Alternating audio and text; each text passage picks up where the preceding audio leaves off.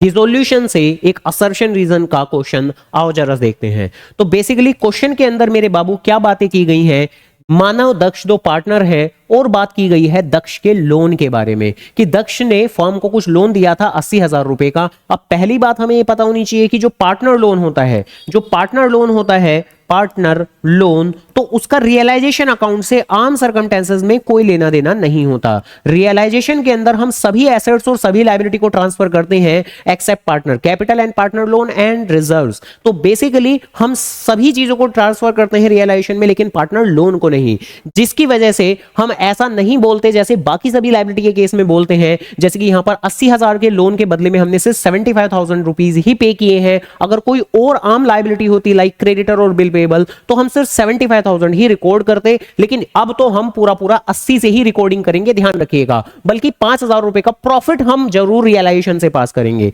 Assertion में बोला गया है कि दक्ष लोन को आप डेबिट करोगे सिर्फ 75,000 से, तो ये एक वाहियात और गलत स्टेटमेंट सिद्ध होती है, क्योंकि इस तरह की सिचुएशन में हम पूरे 80,000 से ही दक्ष लोन को डेबिट करेंगे, ध्यान रखिएगा। और जो लोन अकाउंट है लिखा हुआ है हम क्लोज करेंगे उतनी ही अमाउंट से जितना हमने उसे पे किया है, तो ऑब्वियसली रीजन की भी स्टेटमेंट गलत हो जाती है। तो दोनों ही स्टेटमेंट बिल्कुल गलत है। अगर मैं जर्नल एंट्री के पॉइंट ऑफ व्यू से बात करूं तो दक्ष लोन अकाउंट डेबिट होगा 80,000 से, bank account will be credited with 75,000 and remaining 5,000 will be credited in realisation account. तो देखिए प्रॉफिट कंपोनेंट जाएगा रियलाइजेशन में, अदरवाइज लोन तो पूरे पूरे 80 से ही होगा। तो दोनों स्टेटमेंट गलत हैं। अकॉर्डिंगली आपका डी पार्ट आंसर होगा both A and R, assertion reason दोनों ही गलत स्टेटमेंट है। तो ऐसी और एमसीक्यू जानने के लिए वीडियो को लाइक और चैनल को जरूर सब्सक्राइब तो करना, करो ना भाई, क्यों नहीं कर रहे।